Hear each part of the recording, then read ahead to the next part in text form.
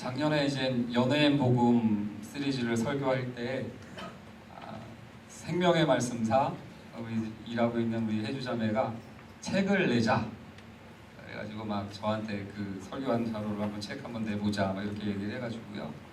약간 설렜었습니다만은 제 전문 분야가 아니에요. 연예 쪽이. 오히려 책 쓰고 싶다면 사실은 오늘 본문 내용을 책 쓰고 싶다라는 열망이 참 간절합니다. 왜냐하면 제가 오늘 읽은 이 본문은요, 복음을 정말로 이해하느냐 마느냐의 척도기 때문에 그래요. 근데 여러분들 좀 저를 도와주셨으면 좋겠습니다. 제가 참 미진해요. 제가 참 어눌하고 서툽니다. 그러다 보니까 너무나 좋아서 이 본문을 대할 때마다 막 또 감격을 하면서 본문을 보고 우와 이러면서 이 본문을 대하는 본문이지만 참 설명을 제일 못하는 것 같아서 늘 안타까워하고 이게 또 내 받은 은혜를 전달이 안 되는 것 같아서 늘 이렇게 애달파하는 본문 중에 하나가 또 이 본문인데, 여러분들 오늘 한번 좀 도와주셨으면 좋겠습니다. 한번 천천히 들어오셔서 제 설교를 들으시면서 또 이제 이따 GBS 가셔서 나누시면서 어떠한 내용이 좀 정리가 됐는지 이해가 안 되는지 어떻게 하면 더 도울 수 있을지를 여러분들 함께 좀 나눠주셨으면 좋겠어요. 그만큼 제가 굉장히 중요하게 생각하는 본문이고 로마서를 풀 수 있는 열쇠고, 이것을 풀리면 복음이 정말로 내 것으로 다가올 수 있는 굉장한 가치가 있는 본문입니다. 그래서 한번 오늘 같이 생각해 봤으면 좋겠는데요. 여러분들 혹시 그런 생각해 봤습니까? 왜 모든 사람이 죽을까? 죽음이라는 게 먼 훗날 얘기로만 알고 있는데요. 사실 제가 이 설교를 준비하면서 죽음의 문제를 묵상하면서 제 삶을 돌아보니까 어렸을 때부터 죽음이라는 것이 제 곁에 너무나 자주 있었음을 기억하게 됐습니다. 어렸을 때요, 병아리, 이쁜 병아리를 제가 학년정 어린이였을 때 병아리 한 마리를 이쁘게 기르고 있었는데 겨울이라서 따뜻하게 해주려고 그 빨간 장미담요 두꺼운 거 있어요. 아시는 분들은 제 세대예요. 그 담요 속에 놓고 아랫목에 딱 놓고 그 따뜻하게 해주려고 했는데 저희 어머니가 모르고 오셔서 앉으셨어요. 그래서 어렸을 때 병아리가 납작해진 시체가 됐습니다. 그래가지고 이제 엉엉 울었던 기억이 제가 지금 처음으로 죽음을 대했던 기억이에요. 뿐만 아니라 7살 때는 옥상 계단에서 굴렀습니다. 그냥 굴러서 끝까지 내려왔으면 되는데 중간에 섰다가 비틀거리다가 그 손잡이 난간에 부딪혀가지고 제가 이렇게 머리를 또 하필 그냥 바닥이 아니라 여기 바닥 끝에 있는 거기에 팍 쪄가지고 여기가 찢어졌어요. 7바늘이 지금도 있어요. 그래서 찢어진 바람에 기절을 한 거죠. 그리고 저는 이제 아무런 의식이 없는 상태인데 어머니가 저를 안고 한참 뛰어다녔던 것 같아요. 그러면서 어머니가 울면서 막 가는 거예요. 그런데 이제 병원 가까이 갔을 때 제가 눈을 좀 떠면서 엄마 울지 마, 미안해 엄마, 나 죽어도 천국 가면 되니까 울지 마. 7살 때 그랬답니다. 이 남다르니. 뿐만 아니라 그거 외에도 죽음의 신세들이 많았어요. 한 15년 전에는요, 제가 강아지를 길렀습니다. 요크셔 테리어를 길렀고요. 이름은 짜짜였습니다.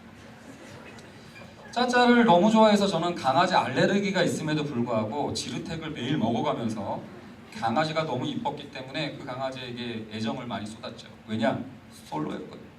그래가지고 그렇게 막 길렀는데 너무나 건강했던 강아지인데 하루는 갑자기 아파트 단지 내에서 그냥 차에 치여가지고요, 그냥 빳빳하게 죽어버린 거예요. 그래서 그거를 일주일 동안 울면서 계속 걔를 묻어준 곳에 반복적으로 가면서 혹시 살아났을까봐 한 일주일 동안은 무덤을 지켰던 이런 경험도 해보게 됐었죠. 결혼을 했더니 아내가 바로 암에 걸려버렸습니다. 항암 치료가 들어가니까요, 머리가 쫙 빠지고 살이 쪽쪽 빠지고 백혈구가 어쩌다 저쩌다 그러면서 아내는 죽을지도 모른다 그러고 두려워합니다. 맨날 항암 치료 한번 하면 토가 쏟아지고요, 먹지를 못하고 막 그러다 보니까 진짜 저도 죽을까봐 걱정을 했습니다.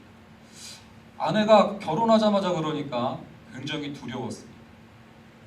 또요, 몇 년이 지난 다음에 임신을 했어요. 너무나 감사했고 기뻤습니다. 근데 그 바로 다음 날 아내가 뭐 이상해 그러는데 그 아내 밑으로 그 태아 찌꺼기가 쏟아지는 것을 봤습니다. 태아가 죽은 것이었습니다. 제가 그것을 친히 휴지로 닦으면서 그거를 울면서 이렇게 변기에다가 미안한데 왜 변기에다 버렸을까요? 너무 의식이 놀라니까 저도 모르겠어요. 막 그러니까 이 묻어줬어야 되는데 지금은 그게 좀 약간 좀 아쉽기도 한데 그 변기에다가 이렇게 버렸던 기억이 있어요.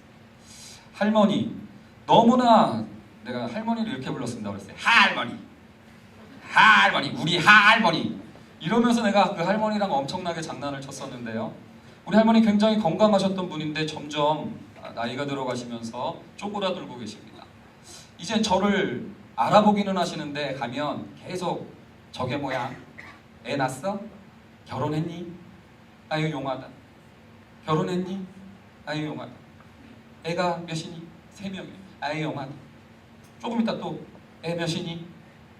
할머니가 옛날 그 할머니 같지가 않습니다. 언제 돌아가실지 모르겠어요. 죽음의 그림자가 가까이 와고 있음을 경험합니다. 죽음이라는 게 먼 훗날의 이야기뿐만이 아니라 정말로 가까이 있었던 거예요. 근데 그것이 또 내 문제만이 아니라 모든 시대, 모든 지역, 모든 사람에 이르기까지 죽음이 굉장히 보편적으로 깔려있다는 것을 보게 됩니다. 이것 때문에 굉장히 많은 사람들이 힘겨워하고 아파하고 이 상처가 너무나 대단합니다. 그리고 염려와 두려움에 사로잡혀 살고요. 이것 때문에 이 생이 의미 없지 않은가라는 여기까지 나가기도 하는 게 죽음의 문제예요. 그래서 제가 왜 죽을까 사람이 네이버의 지식인에게 물어봤습니다. 사람은 왜 죽을까요? 저 네이버 싫어하기로 했습니다. 그냥 늙어서 병 걸려서 이게 답변입니다. 너무나 안타까워가지고 좀 더 검색을 해봤습니다. 왜 사람이 죽을까요? 그나마 과학적인 답변을 조금 찾아봤습니다. 마모설이라는 게 있대요. 기능이나 세포가 마모당한다는 거예요. 그래서 건강한 장수하는 유전자를 타고나면 그나마 오래 가는데 건강하지 못한 유전자를 타고나기 때문에 이제 일찍 늙기도 하고 마모가 빨리 돼서 옆에 한번 보십시오. 마모가 빨리 됐는지 안 됐는지 건강한 유전자인지 아닌 유전자인지 한번 살펴보십시오.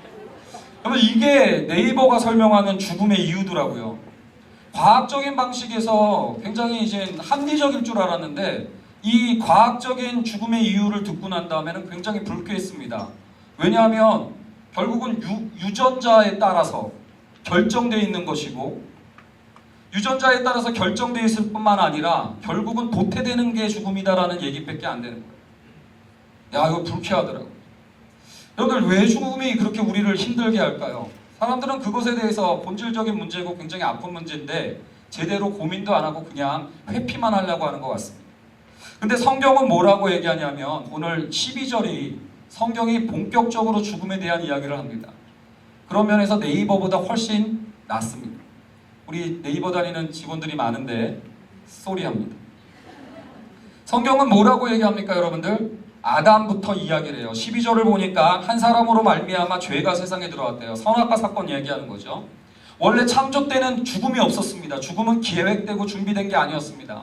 근데 아담의 그 범죄 때문에 사망이 죽음이 세상에 들어왔다라고 성경에 이야기하고 있어요. 여기까지는 오케이입니다. 아담이 죄를 졌으니까 아담이 자기 죄 때문에 죽는 거는 그래 이해하겠다. 그 사람은 하나님이 모든 것을 다 주셨음에도 불구하고 그 사람은 하나님이 하지 말라고 했고 죽을 거다라는 경고를 직접 들었음에도 불구하고 어겼기 때문에 그래 아담 죽는 것까지는 오케이.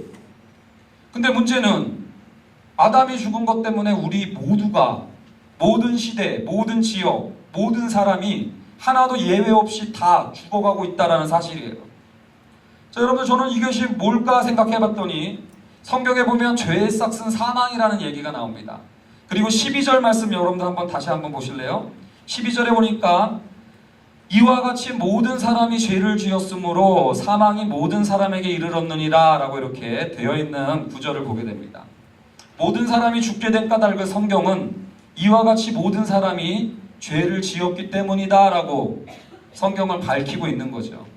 예, 저는 그래서 그런 생각을 했습니다. 처음에는 그래 맞죠. 어떤 사람들 막 술을 엄청 퍼먹다가 장기가 다 손상돼서 죽는 사람이 있고요. 어떤 사람 그렇게 몸에 해롭다는 거 알면서도 담배 뻐끔뻐끔 피다가 폐가 다 손상되는 경우도 있고요. 어떤 사람은 막 불륜과 바람질을 엄청나게 해싣고 다니다가 성병에 걸려 죽기도 합니다. 정말로 죄 때문에 죽는 것 같기도 해요.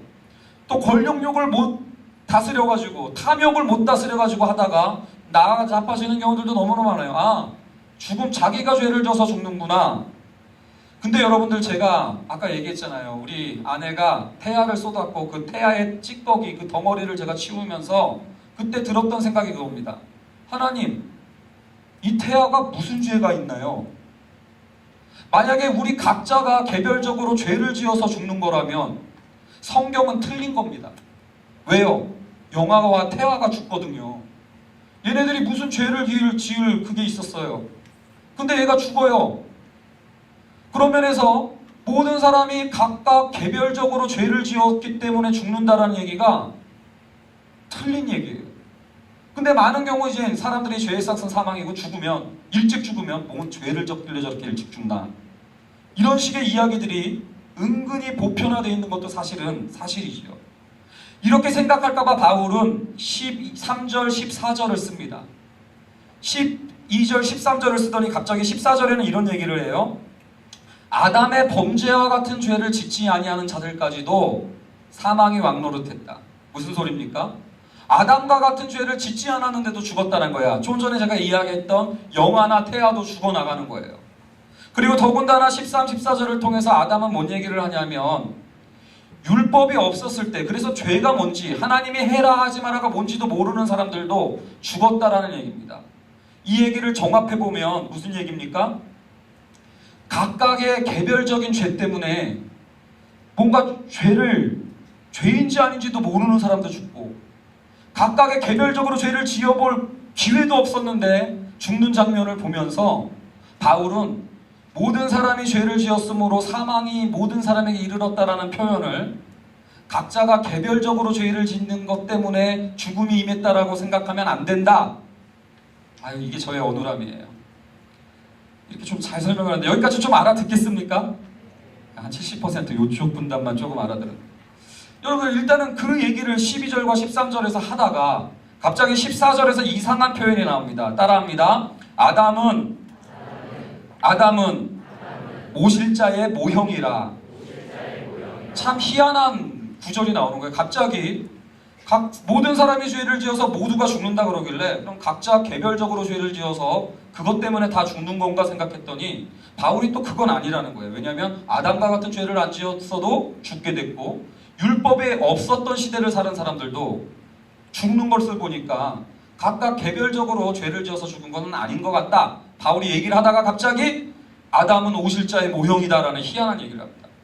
모형이라고 그러니까 여러분들이 안 와닿을 것 같아서 제가 좀 준비를 했습니다. 우리 예준이가 갖고 놀던 것을 지금 뺏어왔어요. 이걸 보면서 딱 이거다라는 생각이 들었습니다. 여러분들, 이거는 뭐냐면 자동차의 모형입니다. 이 모형이라는 것을 딱 보면은요, 누가 봐도 자동차인 줄 알죠? 이걸 오토바이로 보는 사람은 없죠? 모형이에요, 모형. 바퀴가 있고요. 딱 이게 이런 차 하나 갖고 싶죠? 이 자동차예요. 모형입니다. 근데 성경은요, 지금 아담은 모형이라고 얘기를 하는 거예요. 근데 이 모형은 뭐가 전제되고 있냐면 실체, 따라합니다. 실체. 이거는 그 실체랑 비교할 수가 있는 거예요. 실체는 진짜 차겠죠. 진짜 차, 그리고 모형. 근데요, 여러분 생각해 보세요. 모형이나 이런 것은 유사성이 분명히 있어요.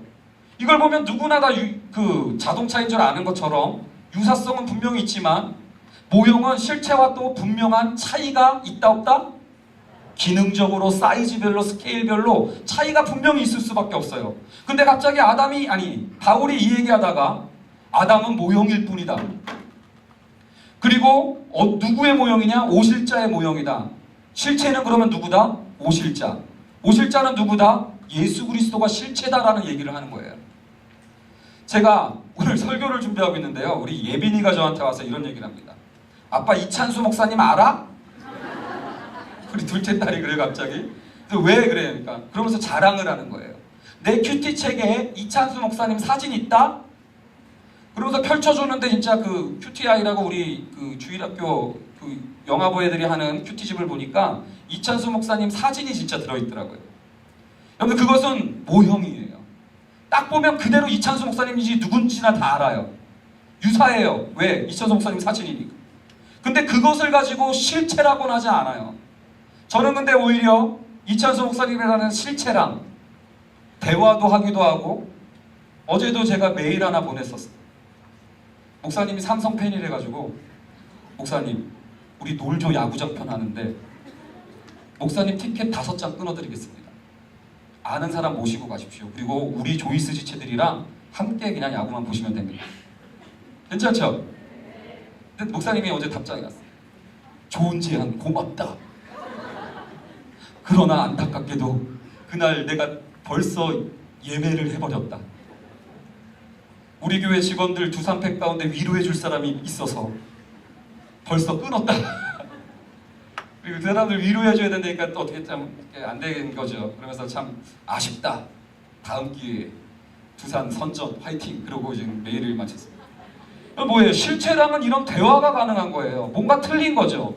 똑같은 얼굴이지만 다른 게 있는 거예요. 똑같은 자동차지만 모형과 진짜 자동차는 비슷한 점도 있지만 차이점도 분명히 있음을 염두에 두고 본문을 보시라는 이거예요. 자, 그렇다면 지금 갑자기 이 얘기를 하다가 아담이 갑자기 바울이 갑자기 아담은 모형이다라고 얘기하는 까닭이 뭘까요?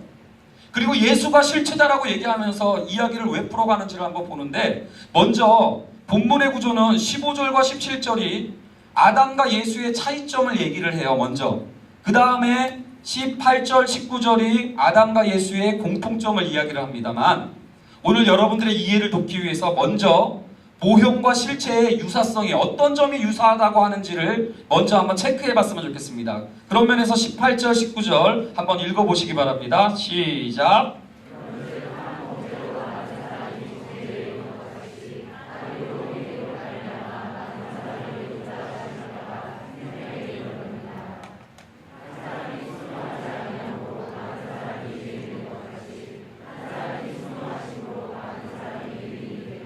이 본문을 여러분들 눈 떼지 말고 잘 보시면서 한번 들어보십시오.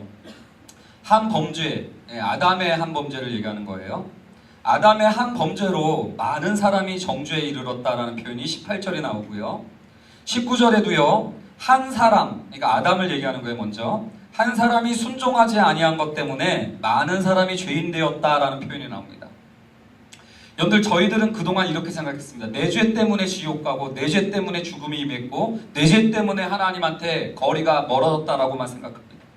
근데 성경은 뭐라고 얘기하냐면요, 우리 각자가 저지른 개별적인 죄 때문에 정죄받고 죽음이 들어오는 것이 아니라 한 사람의 범죄 때문에 우리도 죄인 취급당하고, 아담이 범죄한 것 때문에 우리 모두가 아담이 정죄받은 것의 결과로 사망이 온 것에 그 그늘 가운데 그 아래에 거하게 되었다는 얘기를 본문이 하는 거예요. 만약 우리 각자 개별적인 죄악 때문에 지옥에 가고 각자 개별적인 죄악 때문에 하나님께 정죄를 받는다고 얘기하면 18절 말씀, 19절 말씀은 바뀌었어야 됩니다. 이렇게요.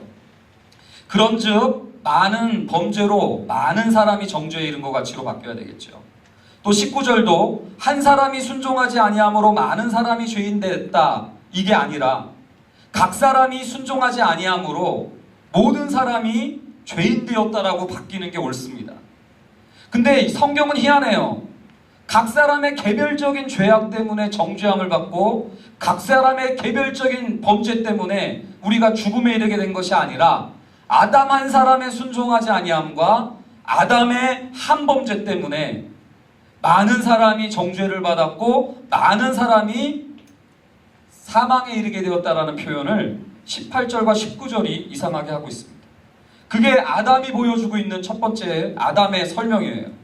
근데 실체를 설명하는데, 실체도 한번 여러분들 한번 18절 19절 말씀 한번 보실래요? 근데 이 모형은 뭘 보여주는 거냐면 진짜 실체를 보여주는 건데, 실체는 뭐냐면 한 의로운 행위로 말미암아 많은 사람이 의롭다 하심을 받아 생명에 이르렀다. 여기서 한 의로운 행위는 우리가 개별적으로 행하는 의로운 선행이 아닙니다. 나의 개별적으로 행한 어떤 노력과 결단과 선행의 문제가 아니라 예수 그리스도 한 사람이 행한 의로운 행위 때문에 많은 사람이 의롭다함을 받고, 내가 또 19절 말씀도 마찬가지죠. 한 사람이 순종하심으로, 그러니까 예수 그리스도 그 한 사람이 순종하심으로 많은 사람이 의인이 되었다는 얘기예요. 내가 순종하지도 않았는데 예수 그리스도 한 사람이 순종한 것 때문에 나도 순종한 것으로 취급을 당하고 많은 사람이 그래서 의인으로 하나님한테 그 관계를 맺게 된다는 얘기예요. 만약에 아담이라는 사람이 내가 개별적으로 진 게 아니라 아담이라는 죄를 졌기 때문에, 아담이 죄 진 것 때문에 내가 혼난다니까 처음에 굉장히 불쾌했어요. 아니 내가 선악과를 따먹은 것도 아닌데 나는 선악과를 본 적도 없어. 혹시 여기서 선악과 보신 분? 없잖아요. 선악과를 본 적도 없는데 아담이 진 것 때문에 내가 죽어? 선악과를 나는 따먹어 본 적도 없고 근처에 가본 적도 없는데 아담의 죄 때문에 내가 당해? 억울해 죽겠었어요.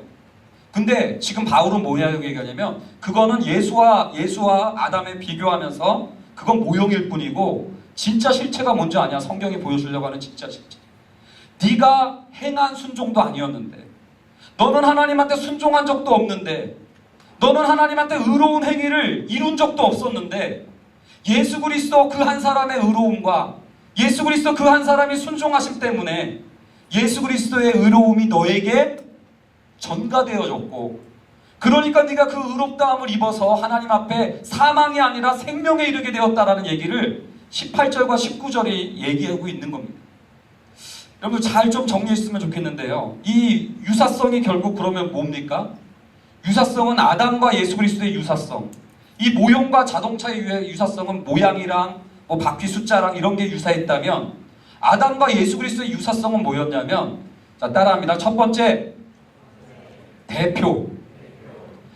대표가 되었고, 그래서 누군가를 대표하고 있다는 데 대해서 공통점을 갖고 있다는 거예요. 아담도 누군가를 대표하고 있고 예수 그리스도도 누군가를 대표하고 있고, 그리고 두 번째 공통점은 뭐냐면 이 대표자들이 행한 일이 그들이 대표하고 있는 사람들에게 다 영향력을 끼쳐서 그 사람이 행한 결과가 자기가 대표하고 있는 사람들에게 다 흘러간다는 거예요. 이게 여러분들 지금 바울이 아담과 예수 그리스도를 모형과 실체라고 얘기하면서 그 유사성을 18, 19절에서 설명해 주는 내용입니다. 여러분들 참 의아하죠? 근데 여러분 이런 경우가 굉장히 많아요. 그 몇 년 전에 이명박 정권 때 쇠고기 파동이 났었잖아요. 미국산 쇠고기 수입. 그때 여러분들이 가서 협상하고 오신 분 계시나요? 우리 협상 안 했어요. 근데 우리 민족 FTA 협상단 대표가 가가지고 미국 가서 사인한 바람에 나는 반대했는데 이마트에 홈플러스에 미국산 소고기가 버젓이 수입이 돼버렸어요. 내가 행한 것도 아닌데 그 사람이 대표로서 행한 일 때문에 여러분들 뭐예요? 내가 그 영향력을 다 받죠. 마찬가지예요. 이 얘기를 하는 거예요. 하나님이 인류를 딱 대하는데 아담을 대표자로 창조를 하셨던 거야. 모든 것을 다스려라. 아담을 왕으로 세운 거예요. 역사서에도 보면 다윗이 왕일 때는 모든 백성들이 샬롬을 누렸어요. 근데 아합이 왕이 되니까 모든 백성이 우상숭배주의에 빠졌다라고 기록을 하는 것처럼 아담이 대표로 창조된 그 육체적인 몸을 입고 태어난 사람들은 다 아담을 대표로 해서 살아갈 수밖에 없었어요. 그래서 아담이 저지른 그 실수가 나의 실수가 되고 아담의 범죄가 나의 범죄가 되고, 그래서 아담이 정죄받아서 그 결과로 사망이 아담에게 임한 것이 나에게까지 영향을 미치는데, 마찬가지로 반대로 이것만 있는 게 아니에요. 근데 이게 저는 예전엔 너무나 크게 보였던 거예요. 왜 하필 하나님 선악과를 만드셨지? 왜 굳이 아담을 안 막으셨지? 이게 굉장히 저한테 딜레마였거든요. 근데 오늘 말씀을 보면서 더 깨달은 건 뭐냐면 그건 모형일 뿐이라는 거예요. 겨우 하나님이 진짜 보여주려고 했던 실체, 진짜 차는 뭐예요? 예수 그리스도. 그분이 새로운 대표자로 이 땅에 보냄을 받아서 내가 하나님 앞에 전적으로 순종한 적이 없다니까요. 내가 하나님을 완전히 흡족하게 할 만큼 의롭다함을 얻을 만한 행위를 한 적이 없어요. 근데 그분이 행한 의로움과 그분이 행한 순종 때문에 그분의 의롭다 하심이 나의 의롭다함이 되고, 그분의 생명이, 부활하신 생명이 내 부활 생명이 됐다라고 얘기하고 있는 것이 여러분들 지금 성경이 이야기하고 있는 굉장히 중요한 내용입니다. 그래서 여러분들 한번 따라합니다. 대표 이론, 이게 여러분들 기독교 복음을 설명할 때 굉장히 중요한 이론의 내용이에요. 그래서 여러분들 대표자를 뽑을 때 계약을 맺잖아요. 선출을 하잖아요. 투표를 하든지 계약을 맺잖아요. 그래서 여러분들 성경이 구약, 아담과의 언약, 신약, 예수 그리스도와의 계약, 언약. 그래서 여러분들 세례 받는 것을 새 언약을 맺어야 된다라고 그러죠. 내 피를 먹고 마셔야 새 언약을 맺는다라고 얘기하는 게 뭐예요?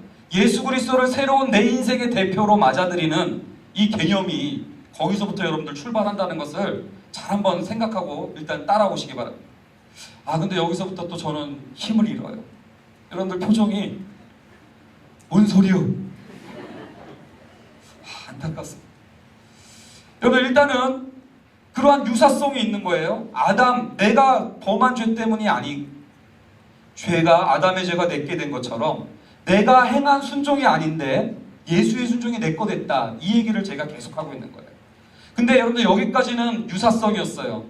근데 여러분들 이 모형과 실체는 또 차이가 분명히 있어요. 이 차이가 어떤 게 있을까요? 여긴 타지 못해요. 이 차는 여러분들 진짜 가지 못해요. 이 차는 나를 진짜 운송의 수단으로 사용할 수 없어요. 모양만 비슷할 뿐이지. 그 얘기가 15절부터 17절에 나와 있는데요. 먼저 15절 말씀 한번 읽어봤으면 좋겠습니다. 15절 읽습니다. 시작.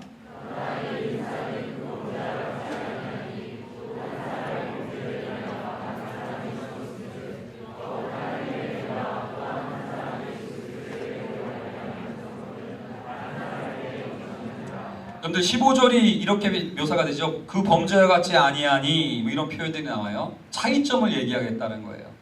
모형과 실제의 차이는 뭐냐면 이 은사, 선물이죠. 주님께서 주신 선물은 아담의 그 범죄와 같이 아니하니, 아담의 범죄는 뭐였어요? 한 사람의 범죄를 인하여 많은 사람이 죽게 됐다는 거예요. 각자가 개별적으로 죄를 주어서 죽었던 게 아니라 아담의 죄 때문에 모두가 그 죄를 물려받아서 모두가 다 죽게 되었다라는 걸 얘기하는 거죠. 그러나 뭐가 비교되고 있냐면 더욱 그러면서 15절이 여러분들 쓰여져 있음을 보게 됩니다. 더욱 그러면서 하나님의 은혜와 또한 한 사람 예수 그리스도의 은혜로 말미암은 선물은 많은 사람에게 훨씬 더 강력하고 풍성하게 넘친다는 얘기를 하고 있는 거예요.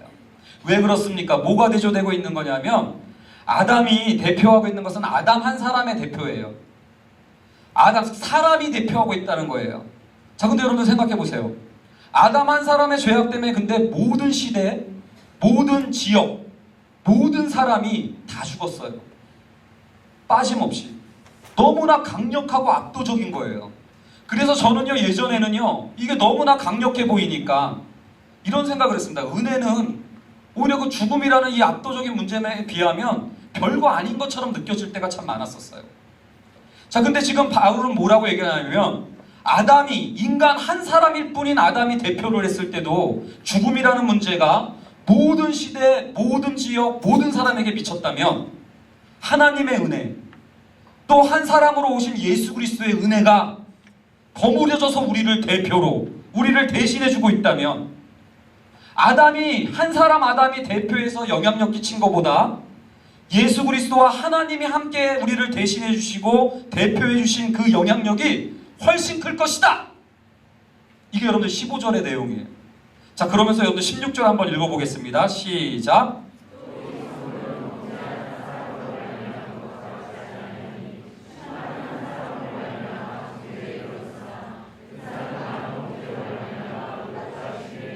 자, 16절을 봤더니 이런 얘기가 나와요. 예수 그리스도가 주신 그 아담의 영향력보다 훨씬 더 풍성하고 강력한 선물이 뭐냐? 범죄한 한 사람으로 말미암은 것과 같지 않은데 심판은 한 사람, 아담 한 사람으로 말미암아 심판이 많은 사람에게 임하게 되었고, 그래서 정죄를 받는다고 얘기를 했죠. 아담 한 사람 때문에 많은 사람들이 정죄함 받고 영향력을 끼쳤던 것이 이게 했던 하나의 그 영향력이었다면, 예수 그리스도가 보여주는 영향력은 뭡니까? 아담이 실패한 것만 돌리려고 온 게 아니라는 거예요. 아담이 실패한 것만 돌리러 온 게 아니라 아담의 범죄도 이분께서 대신하러 오셨지만 많은 범죄, 아담 이후에 태어나는 많은 사람들의 범죄로 인해서도 이분이 은사를 가지고 따라오셨는데 아담 한 사람 때문에 다 정죄함을 받았지만 예수 그리스도의 은사가 풍성해서 아담 한 사람의 범죄만 사해주고 끝난 게 아니라 많은 사람의 범죄들까지도 포함해서 사해주시고 더 나아가서 의롭다함을 얻게 했다는 데까지 나간 겁니다. 어렵죠? 네, 어려울 거예요. 자, 근데 조금만 여러분들 집중만 해주십시오. 너무나 중요한 문제이기 때문에 여러분들의 따가운 시선을 알면서도 꿋꿋하게 해 나가보는 거예요. 자, 보십시오. 아담이 저지른 범죄의 영향력이 이만하다고 생각해보세요. 마이너스 100.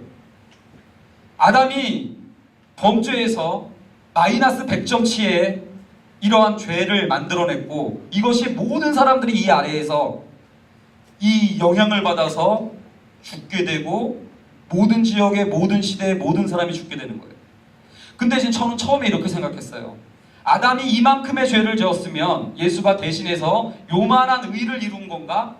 아담이 마이너스 100점에 실패를 했다면 예수는 오셔서 플러스 100점을 해주셨나? 이런 생각을 했습니다. 근데 여러분들 마이너스 100점 플러스 100점이면 몇이에요? 제로예요, 제로. 여기 많은 사람들이 그렇게 생각하는 거예요. 예수의 대신해 주신 은혜를 마이너스 아담이 지은 마이너스 100을 만회하러 오셔서 플러스 100점치 요만큼만 갖고 왔다고 생각하는 거예요. 요만큼만 갖고 와서 이젠 제로가 된 거예요. 근데 이거는요 여러분들 죄사함, 사면까지는 되지만 의롭다 하심까지는 안 돼요. 적어도 이거가 2대치는 돼야, 그죠? 플러스 마이너스 100을 돌리려면 플러스 200 정도는 돼야 제로가 아니라 플러스 100이 되어서 아담 한 사람을 의롭다 함께까지 이르게끔 하는 이 가치와 선물을 줄 수 있는 거겠죠. 자, 근데요 예수께서 아담 한 사람의 죄 플러스 200만 갖고 왔으면 우리들의 죄는 또 어떻게 해요? 모든 시대, 모든 지역, 모든 사람들이 짓고 있는 마이너스 100의 이 문제들, 이 문제들까지도 주님이 다 갚아야 됐다라는 거예요. 만약에 우리 그 모든 역사상의 존재들이 다 행했던 죄악의 크기가 마이너스 수십억 이렇다면 예수가 갚으려면 어떻게 해야 돼요? 플러스 수십억의 의를 갖고 있어야 돼요. 뿐만 아니라 그렇게만 하면 죄만 사해주는 것이지 더 이상의 의롭다 하는 데까지 나가지 못해요. 그렇기 때문에 플러스 수십억, 플러스 수십억을 해야 많은 사람들이 의롭다함을 얻는다까지 나가는, 자, 계십니까? 제 얘기 듣고 있는 거죠? 자, 거기까지 여러분들 나가는 이 논리를 잘 놓치시면 안 됩니다. 그만큼 예수 그리스도가 베풀어 주신 영향력이 아담이 끼친 영향력보다 훨씬 크다는 것을 여러분들 저는 모형으로 지금 보여주고 있는 거예요. 아담이 요만큼 했다면 예수 그리스도는 요만큼의 죄를 다 갖고 있는 모든 자들의 것들을 갚을 뿐만 아니라 만회할 만큼의 의까지도 그분이 마련하시는 일을 하셨다라는 것이 여러분들 성경이 지금 보여주고 있는 내용이고요. 자, 17절 말씀도 한번 읽어주시기 바랍니다. 17절 말씀 읽습니다. 시작.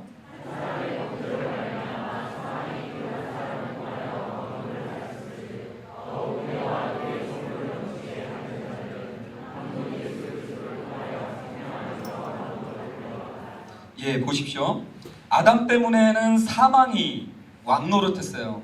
아담이 저지른 요만큼의 죄 때문에 영향을 받아서 모든 사람들이 다 아까 제가 설교 시작 때 얘기했던 것처럼 죽음의 권세 가운데 시들어가고 썩어가고 죽어가고 있다고요. 근데 예수 그리스도가 베풀어 주시고 예수 그리스도가 가져오신 은혜와 선물은 훨씬 크다고 그랬죠. 이게 100이라면 마이너스 100이라면 아까 플러스 수십억 이렇게 되는 거예요. 그렇기 때문에 사망에서 생명으로 건져줬을 뿐만 아니라 사망 대 생명의 이러한 비교만이 아니라 너무나 탁월하고 풍성하기 때문에 생명만 주는 게 아니라 생명 가운데 우리가 이제 왕노릇까지 할 수 있을 정도로 워낙 풍성한 은혜를 주님이 몰고 오셨다는 얘기를 지금 해주고 있는 거예요. 근데 이렇게 워낙 월등하고 탁월하고 풍성한 은혜가 내가 순종해서 받아내는 은혜가 아니라는 것을 얘기하고 싶어서 그 얘기를 하는 겁니다. 지금 내가 뭔가 주한테 잘 보여서, 내가 뭔가 주한테 공로를 세워서 뭔가 하나님한테 이쁜 짓을 했기 때문에 그때 가서 그러한 복을 누리는 게 아니라 내가 한 거 아무것도 없는데도 그분이 하신 의로움 때문에 그게 나의 의로움으로 전가되어진다는 것을 지금 이 본문이 계속해서 보여주고 있다는 것을 여러분들 기억해 주셨으면 좋겠어요. 그러면서 로마서 5장이 다루는 내용은 그거예요. 우리가 지난주에 5장 1절부터 11절을 다뤘잖아요. 의롭다 여김을 받는 자들, 믿음으로 말미암아 의롭다함을 받는다면 어떤 결과가 온다고요? 하나님과 화평함을 누릴 수 있다고 얘기했어요. 은혜에 당당히 들어감을 누릴 수 있다고 얘기를 했어요. 프로사곡의 자유이용권이에요. 왕아현권이에요. 아무렇게나 은혜의 자리로 들어갈 수 있다는 거예요. 그래서 제가 주로 이런 강의 때 이런 얘기를 많이 합니다. 저희 아버지가 목회하시는 아버지 교회 당회의사장실에 들어가면 제가 냉장고 문을 막 함부로 열어요. 우리 아버지한테는 프로사곡에 당당히 들어감을 얻은 거예요. 그래서 제가 아버지 당회장실에 들어가면 냉장고 열고 거기 있는 미에라 파이바를 막 꺼내서 벌컥벌컥 먹습니다. 허락도 안 받고. 이게 은혜에 들어간다라는 특권을 받았다는 거예요. 근데 분당 우리 교회 와서 열심히 사역하고 있습니다만 이찬수 목사님 사무실에서는 그 들어감을 얻지 못했어요. 어디에 냉장고가 있는지를 도통할 수 없어요. 그리고 냉장고를 안다 할지라도 열 수 있는 특권이 없습니다. 근데 여러분들 뭐예요? 예수 그리스도로 말미암아 의롭다함을 받았기 때문에 사면만 받은 게 아니라 의까지 받았기 때문에 하나님한테 그러한 특권을 받았다라고 로마서 5장에서 얘기를 해요.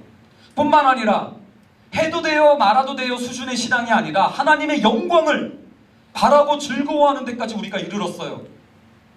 우리가 그 소망이 환난 가운데서도 끊어지지 않을 정도로 확실한 소망으로 주어졌다는 거예요.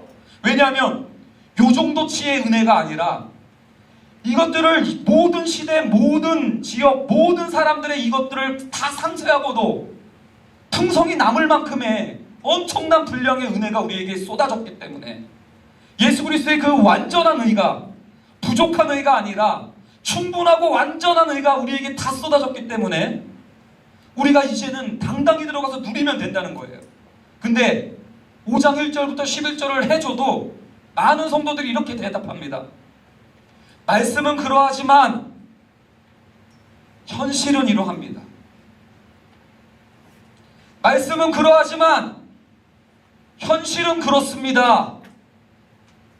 말씀보다 내 현실이 훨씬 커서 성경이 이렇게 얘기하는 것을 내 상황과 내 형편을 볼 때 그게 보통 이해되지도 않고 안 받아들이겠습니다. 그러면서 내 현실과 상황에 부합되는 신을 허락해달라고, 내 이해와 경험에 부합되는 하나님을 설명해달라고, 그러기 전까지는 안 믿어버리는 거예요. 근데 여러분들 오히려 이렇게 한번 바꿔보면 어떨까요?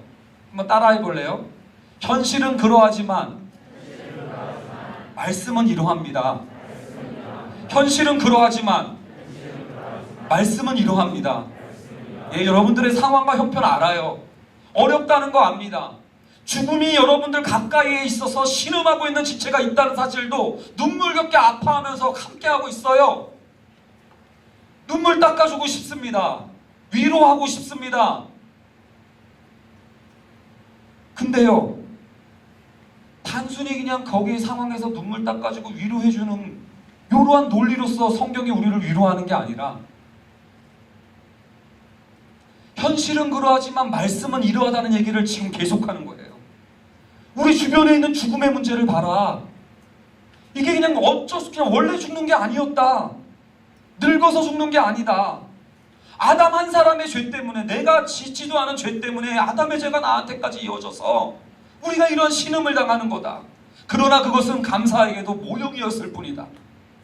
하나님의 은혜가 나타났는데, 복음에는 하나님의 의가 나타났는데 예수 그리스도가 오셔서 나의 대표가 되어주시고 나를 대신해 주시는 은혜를 통해서 내가 한 순종이 없는데도, 내가 구축해낸 의로움이 없는데도 불구하고 예수님이 모든 율법을 항상 지켰던 그 의로움을 하나님이 내 것으로 여겨주신다.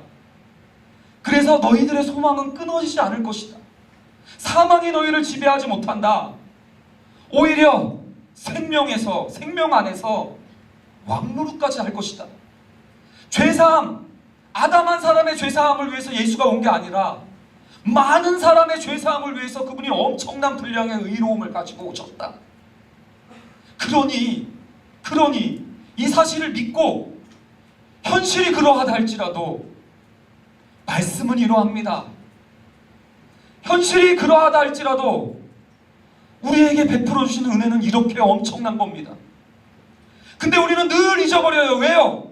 내가 한 게 뭐가 있다고, 내가 이쁜 짓 한 게 뭐가 있다고 그런 복을 하나님한테 받겠는가? 여러분들, 그러나 성경은 얘기하는 거예요.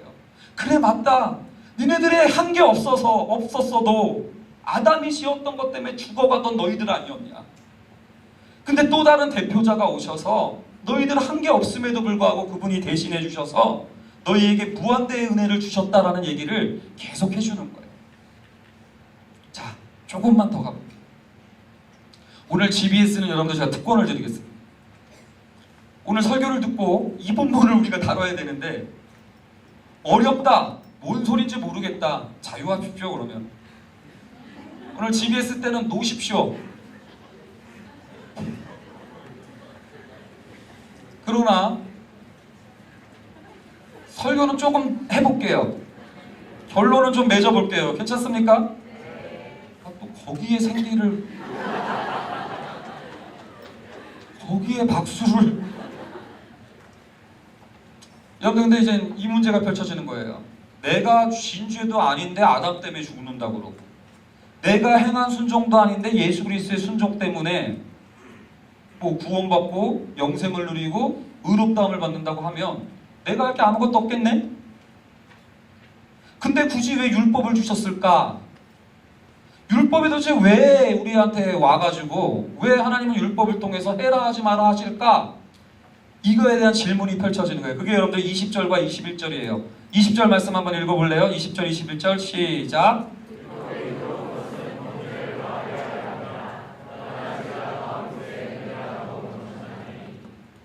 이는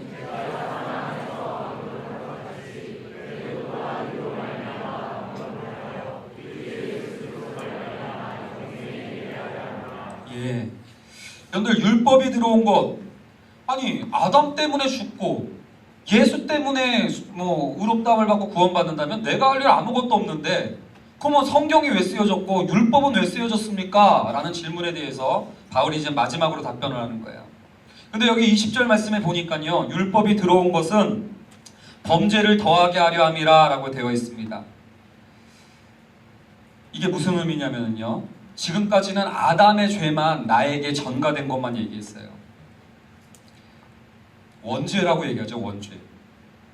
아담의 죄만 나한테 원죄로서 주어져서 우리가 원죄를 안고 태어나요. 그래서 태아들도 죽는다, 이게 여태까지의 논의였어요. 근데 하나님이 율법을 다시 주셨어요. 근데 율법을 왜 주셨느냐? 죄를, 범죄한 것을 더하기 위해서 주셨대. 그게 무슨 의미냐면 우리 인간에게는요, 나에게는요, 원죄만 있는 게 아니더라고요. 율법이 올 때는 죄가 죄인 줄도 몰랐어요.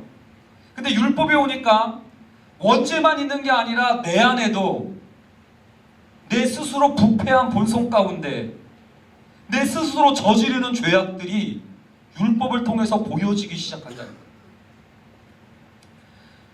율법이 아니면 죄인 줄 몰랐어요. 안식일 어기는 걸 언제 죄인 줄 알았습니까? 괜히 교회 다니니까 안식일 어기면 죄라는 걸 알게 됐죠. 거짓말하는 거 왜 죄라고 생각했습니까?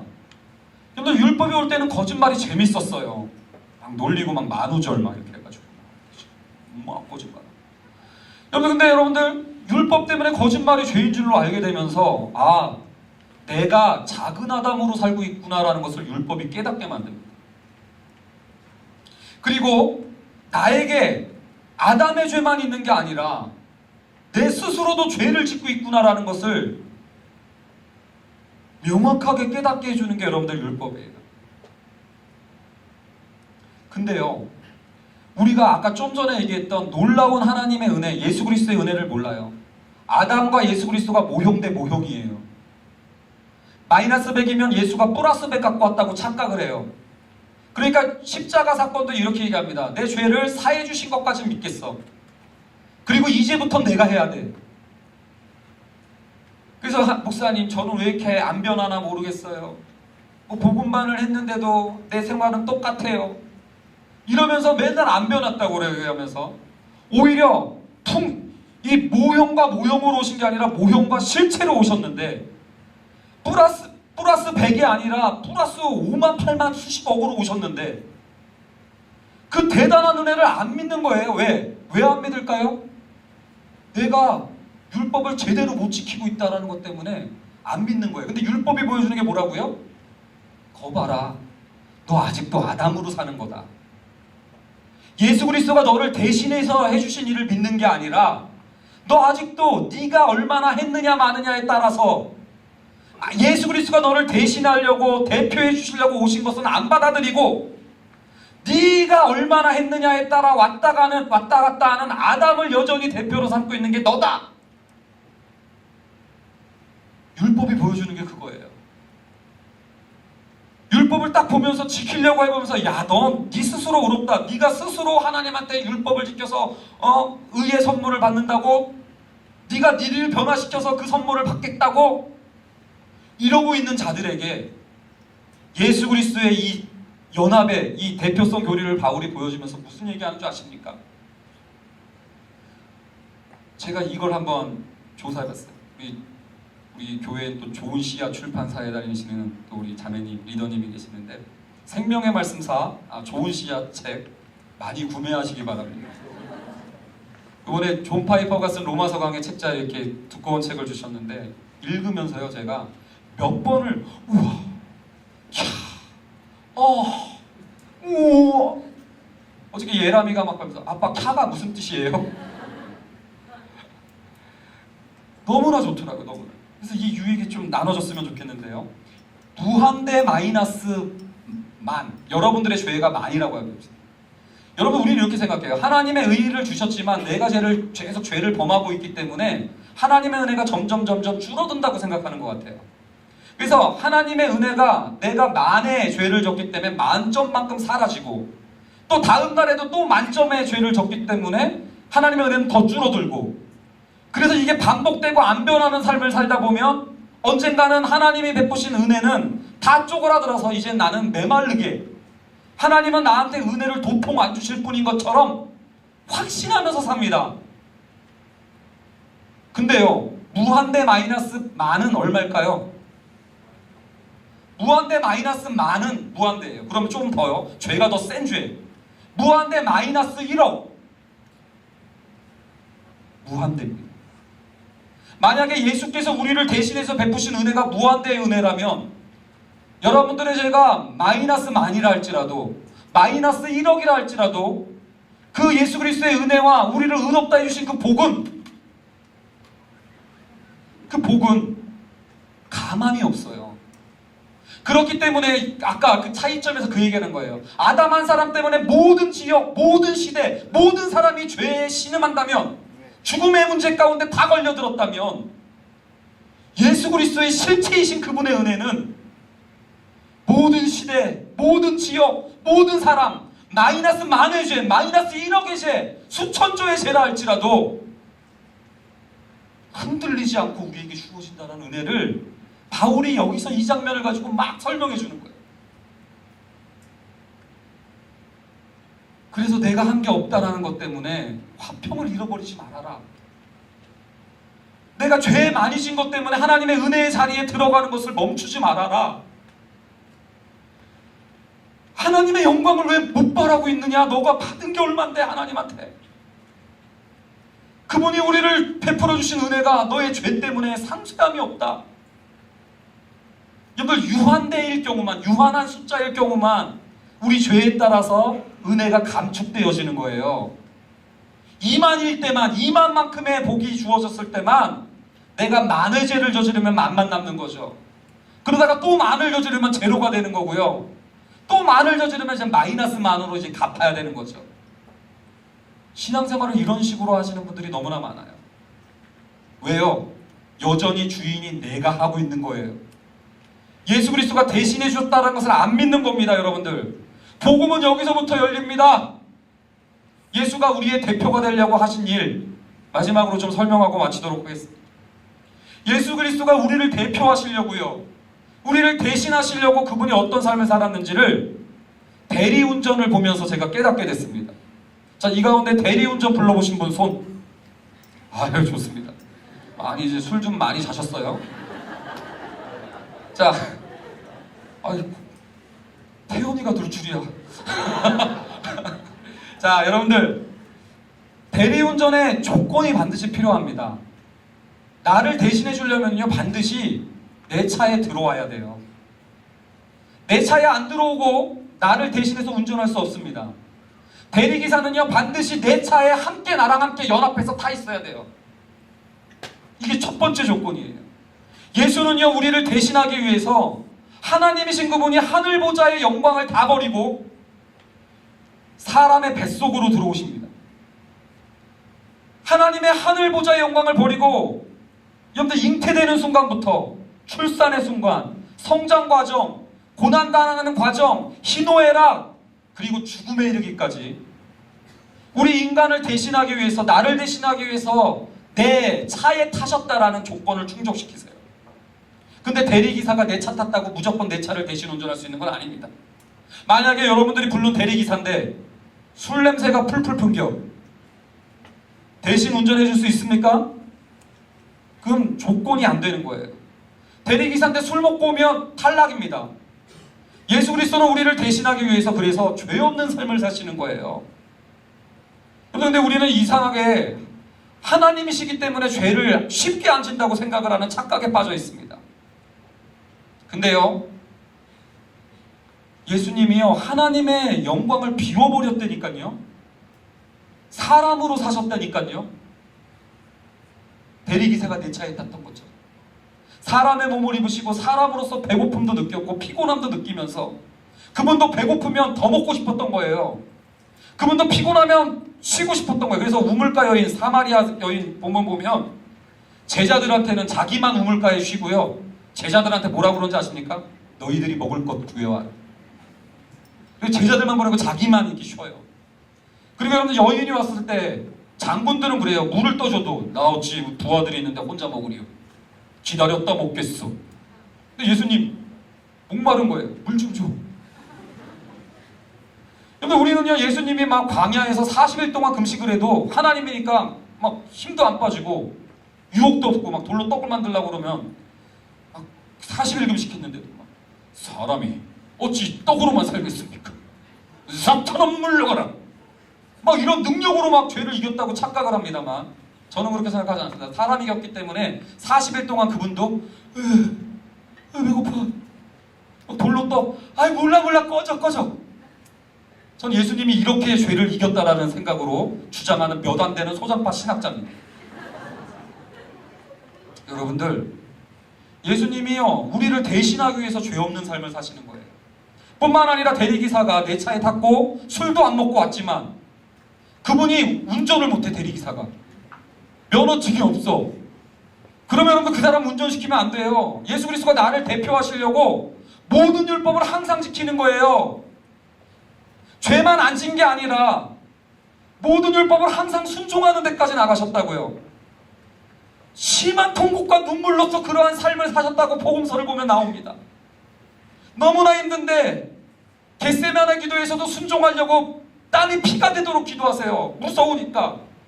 할 수 있거든 이 잔을 내게서 옮겨달라고. 근데 나를 대신하기 위해서 꾸역꾸역 기도로 버티십니다. 이러한 예수님의 모습을 좀 보고 계신지요? 그 예수님이 그러한 마음으로 우리를 대표하러 오셨어요. 마지막으로 네 번째 조건 뭔지 아십니까? 대리기사인데 회사가 금방 망할 회사라면 그 망할 때까지만 대리기사의 혜택이 주어지겠죠. 모든 시대, 모든 지역, 모든 사람 다 대신하려면 이 대리기사가 속한 회사는 망하면 안 됩니다. 썩지 않고 쇠하지 않고 더럽혀지지 아니하는 영원한 기업이어야 돼요. 그렇기 때문에 하나님이 오셨습니다. 왜요? 우리를 대신하시려고. 이렇게 대신하시려고 그러한 일을 했다고 설명을 하는데 여러분들의 표정을 보니까 그게 나랑 무슨 상관이야. 역시 나는 내 믿음 가지고 내가 세게 기도했느냐, 내가 설교 들을 때 감동 먹었느냐, 내가 설교 들을 때 눈물 흘렸느냐, 이걸 가지고 은혜라고 생각하지. 말씀이 이렇게 얘기하는 것을 은혜로 안 받아들일 우려도 있습니다. 다시 한번 얘기해 볼까요? 여러분들은 지금 어디에 속해 있습니까? 말씀은 그러하지만 현실은 이러합니다 라고 얘기하며 말씀이 얘기하는 바를 축소해버리고 말씀이 이야기하는 바를 거부해버리는 자리에 있는 건 아닌지요?